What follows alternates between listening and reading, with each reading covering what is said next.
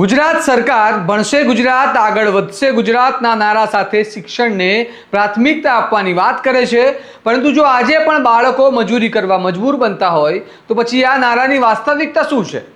નવસારી જિલ્લામાં સામે આવેલી એક ઘટનાએ ફરી એકવાર બાળ મજૂરી અને શિક્ષણ વ્યવસ્થાને લઈને ગંભીર સવાલ ઊભા કર્યા છે। નવસારી સિવિલ હોસ્પિટલમાં કરવામાં આવેલી કાર્યવાહી દરમિયાન 4 બાળકો મજૂરી કરતા મળી આવ્યા હોવાનું સામે આવ્યું છે અને આ ઘટનાએ માત્ર બાળ મજૂરીનો મુદ્દો જ નહીં પરંતુ ગરીબી, શિક્ષણ અને સરકારી યોજનાઓની અસરકારકતા અંગે પણ ચર્ચા શરૂ કરી છે। આખરે શું છે સમગ્ર મામલો? આવો વિગતે વાત કરીએ આ અહેવાલમાં।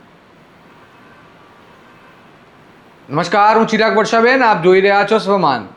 નવસારી જિલ્લામાં બાળ મજૂરી સામે હાથ ધરાયેલી કાર્યવાહી દરમિયાન એક ચોંકાવનારો ખુલાસો થયો છે।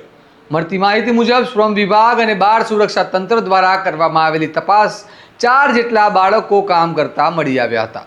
આ બાળકો અન્ય શહેરોમાંથી કામ માટે લાવવામાં આવ્યા હોવાની પણ ચર્ચા ચાલી રહી છે। જોકે સમગ્ર મામલે તંત્ર દ્વારા વધુ તપાસ હાથ ધરવામાં આવી રહી છે। બાળ સુરક્ષા વિભાગે સંબંધિત કોન્ટ્રાક્ટરને બાળકોની ઉંમર અને ઓળખ સંબંધિત તમામ જરૂરી દસ્તાવેજો અને પુરાવા રજૂ કરવા માટે 15 દિવસનો સમય આપ્યો છે અને તંત્રએ સ્પષ્ટ કર્યું છે કે જો નિર્ધારિત સમય મર્યાદામાં પુરાવા રજૂ નહીં કરવામાં આવે અથવા રજૂ કરાયેલા દસ્તાવેજો ખોટા સાબિત થશે તો સંબંધિત લોકો સામે કાયદેસરની કાર્યવાહી કરવામાં આવશે। વિભાગના અધિકારીઓના જણાવ્યા મુજબ બાળકોની વાસ્તવિક ઉંમર અને તેમની રોજગારીની સ્થિતિ અંગે હાલમાં તપાસ ચાલી રહી છે। જો તપાસમાં બાળ મજૂરીના આક્ષેપો સાચા સાબિત થશે તો બાળ મજૂરી પ્રતિબંધક કાયદા હેઠળ ગુનો નોંધવામાં આવશે। સરકારી વિભાગની આ ચેતવણી બાદ હવે ગેરકાયદેસર રીતે બાળ મજૂરી કરાવતા તત્વોમાં ફફડાટ ફેલાયો હોવાનું ચર્ચાઈ રહ્યું છે અને હાલ સમગ્ર મામલે બાળ સુરક્ષા વિભાગ અને અન્ય સંબંધિત એજન્સીઓ વધુ તપાસ કરી રહી છે।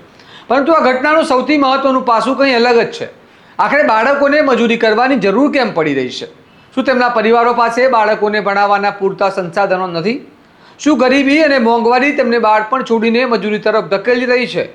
કારણ કે આજે ખાનગી શિક્ષણનો ખર્ચ સતત વધી રહ્યો છે અને બીજી તરફ સરકારી શાળાઓની સ્થિતિ અંગે પણ વારંવાર સવાલ ઉઠતા રહે છે। રાજ્યમાં હજુ પણ એવી અનેક સરકારી શાળાઓ છે જ્યાં એક જ શિક્ષક આખી શાળા સંભાળી રહ્યા છે। બીજી તરફ સરકાર દ્વારા બાળકોને શિક્ષણ તરફ લાવવા માટે વિવિધ અભિયાન ચલાવવામાં આવી રહ્યા છે।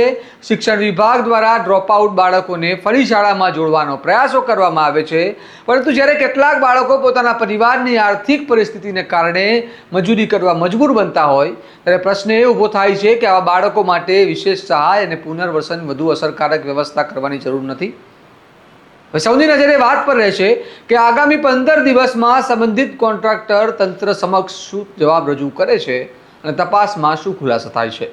જો બાળ મજૂરીના આક્ષેપો સાચા સાબિત થશે તો જવાબદારો સામે કેટલીક કડક કાર્યવાહી કરવામાં આવે છે તે પણ જોવું મહત્વનું રહેશે। આ મામલે તમારું શું કહેવું છે? શું બાળ મજૂરી સામે વધુ કડક કાર્યવાહી થવી જોઈએ અને શું આર્થિક રીતે નબળા પરિવારોના બાળકો માટે વધુ અસરકારક શૈક્ષણિક સહાયની જરૂર છે? અમને કમેન્ટમાં જરૂર જણાવો અને આવા જ વિશ્લેષણાત્મક અહેવાલો માટે તમારા સ્વમાનને લાઇક, શેર અને સબસ્ક્રાઇબ કરવાનું ભૂલતા નહીં। નમસ્કાર।